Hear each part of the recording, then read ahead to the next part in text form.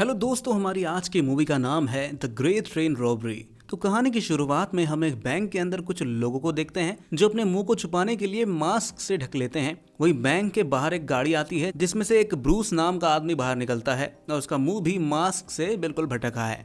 असल में ये लोग बैंक को लूटने के लिए आए हैं और अब बैंक के अंदर आते ही ब्रूस के लोग वहाँ के एम्प्लॉयर्स को मारने लगते हैं और एक बॉक्स को उठाकर वहां से भाग जाते हैं। वो सोचते हैं कि इस बॉक्स में बहुत सारा सोना होगा, लेकिन जब वो उस बॉक्स को खोलते हैं तो उसमें होते हैं पैसे जो उनकी उम्मीद से बहुत कम थे। ये देखकर वो लोग काफी दुखी होते हैं और अब वो किसी दूसरी चोरी को अंजाम देने का सोचते हैं जिससे वो काफी ज्यादा पैसे कमा सकें। कमा तो नहीं पाएंगे, मतलब वो चोरी का पैसा ऑब्वियसली। वही हम ब्रूस के साथ ही चार्ली को देखते हैं जिससे मिलने एक वकील आता है। वो वकील चार्ली को एक क्लर्क से मिलवाता है जो चार्ली को बताता है कि मेरे पास एक बहुत अच्छा चोरी का आइडिया है। वो उसे कहता है कि ग्लासगो से लंदन तक एक ट्रेन जाती है जिसका सफर 12 घंटे का है और इस 12 घंटे के दौरान वो ट्रेन पोस्ट ऑफिस पर रुकती है, जिसके बाद पोस्ट ऑफिस में मौजूद सारे पैसों को ट्रेन में लोड कर दिया जाता है और ये पैसा क्वीन का है। लेकिन इस ट्रेन में ज्यादा सिक्योरिटीज नहीं है, इसलिए हम आसानी से इस ट्रेन को लूट सकते हैं। चार्ली ये बात सुनकर सीधा ब्रूस के पास जाता है और उसे ग्लासगो से लंदन तक जाने वाली ट्रेन के बारे में बताता है। ब्रूस फौरन इस चोरी के बारे में मान जाता है और वो उससे कहता है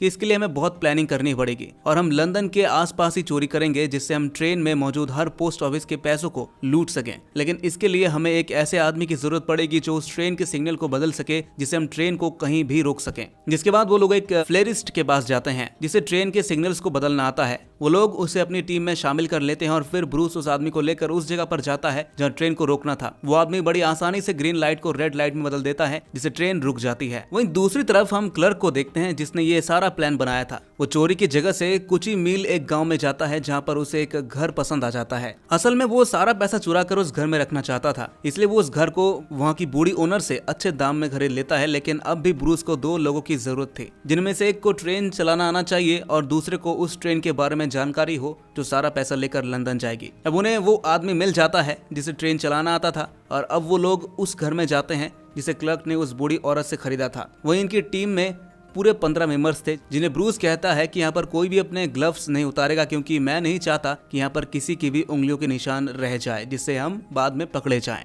वहीं अब उन लोगों को अपने 16 मेंबर का इंतजार होता है जो उन्हें ट्रेन की सारी इन्फॉर्मेशन के बारे में बताएगा और जल्द ही उन्हें 16वां मेंबर भी मिल जाता है जो ब्रूस को इन्फॉर्मेशन देते हुए कहता है कि 8 अगस्त को वो ट्रेन जिसका नाम रॉयल मेल है वो ग्लासगो से शाम 7 बजे चलेगी और अगली सुबह 7 बजे लंदन पहुंचेगी। साथ ही इस ट्रेन में कुल 12 बोगीज हैं, जिनमें से कुछ बोगीज के अंदर डाक विभाग का सामान है, यानी कि लोगों के लेटर्स, और लास्ट 2 बोगीज के अंदर पैसे हैं। और अब वो दिन आ जाता है जिस दिन वो लोग चोरी करना चाहते थे, यानी कि 8 अगस्त सन 1963। वो लोग सुबह 3 बजे उस ब्रिज के पास पहुंच जाते हैं जहां पर सिग्नल बदलकर उस ट्रेन को रुकवाना था और ये जगह लंदन से 40 किलोमीटर दूर थी और अब ट्रेन आने वाली होती है। लेकिन इससे पहले वो आदमी जिसे सिग्नल्स को बदलना आता था वो वहां पर आकर सिग्नल को बदल देता है जिससे ट्रेन रुक जाती है और सभी लोग पीछे से ट्रेन में चढ़ जाते हैं। वहीं इन ट्रेन में नॉर्मल बोगीज भी थी जिनमें पैसेंजर्स थे। वो लोग बोगीज से उस ट्रेन को अलग कर देते हैं और उनके 2 साथी उस जगह पर आ जाते हैं जहाँ पर पायलट्स थे। वो उन्हें मारकर बंदी बना लेते हैं और उनकी टीम में जो मेंबर था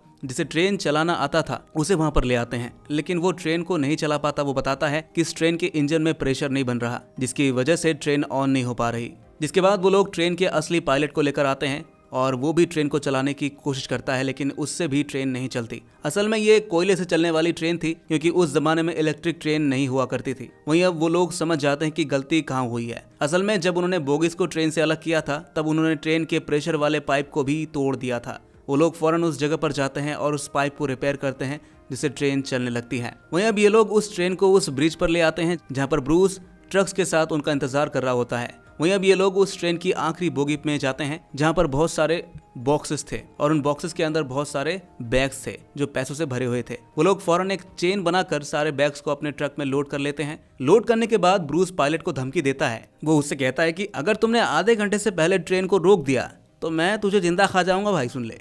जिसके बाद वो लोग उस घर में जाते हैं जिस काम के लिए उन्होंने इस घर को खरीदा था। वो उन सारे पैसों को उस घर में ले आते हैं। वहीं ब्रूस पिछले कई दिनों से इस पर काम कर रहा था जिससे वो काफी थक गया था, इसलिए वो आराम करने के लिए चला जाता है। लेकिन अगली सुबह जब वो उठकर आता है तो बहुत सारे पैसे को देखकर चौंक जाता है और उन्हें अब ये समझ में आता है कि उन्होंने तो बहुत बड़ी चोरी कर ली है और अगर गवर्नमेंट को पता चल गया तो वो उन्हें जिंदा नहीं छोड़ेंगे क्योंकि ये क्वीन का पैसा है। वो इनके साथ जो बूढ़ा ट्रेन ड्राइवर होता है वो लोग उसे उसका हिस्सा देकर वहाँ से निकल जाने के लिए बोलते हैं।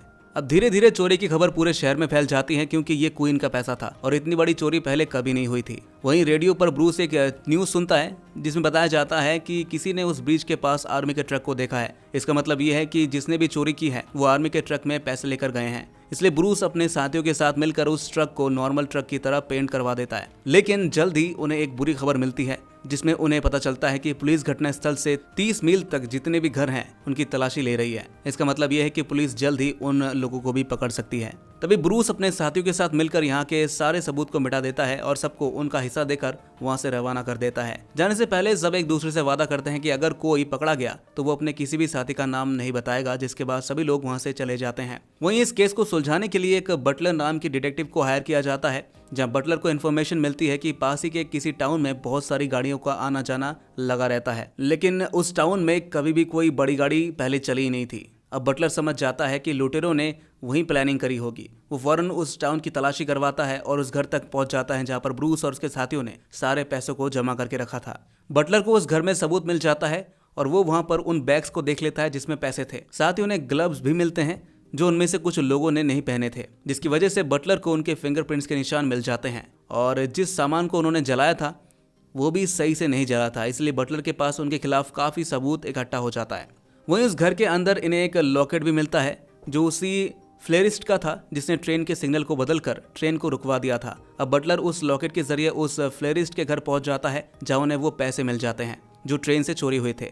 फ्लेरिस्ट अपने गुनाह को मानता है और बताता है कि मैं भी उन रॉबरी में शामिल था, लेकिन मैंने चोरी नहीं की। मेरा काम बस ट्रेन की सिग्नल को बदलकर ट्रेन को रोकना था। वो सारे चोर कौन है और कहाँ है ये मुझे नहीं पता। वहीं फॉरेंसिक टीम को जो फिंगरप्रिंट्स के निशान मिले थे उनमें से एक फिंगरप्रिंट्स में चार्ली के निशान भी थे जो पहले भी जेल जा चुका है। अब बटलर को समझ में आ चुका है कि इस पूरे मामले में चार्ली भी मुख्य किरदार है और अब वो लोग चार्ली को ढूंढना शुरू कर देते हैं और जल्द ही वो पकड़ा भी जाता है। असल में उस गैंग के लोगों ने कोई ना कोई गलती तो की ही थी। किसी के जूते पर पेंट लगा हुआ था तो किसी के बाल वहीं रह गए थे, इसलिए ये लोग एक एक करके उस गैंग के मेंबर्स को पकड़ लेते हैं। लेकिन अभी भी उस चोरी का मास्टरमाइंड जो ब्रूस है वो आजाद है। हालांकि बटलर को पता है कि ब्रूस एक बहुत बड़ा मास्टरमाइंड है। इससे पहले भी उसका एक बहुत बड़ी चोरी में नाम आ चुका है जिसमें उसे सजा नहीं मिली थी क्योंकि उसके खिलाफ कोई सबूत नहीं थे।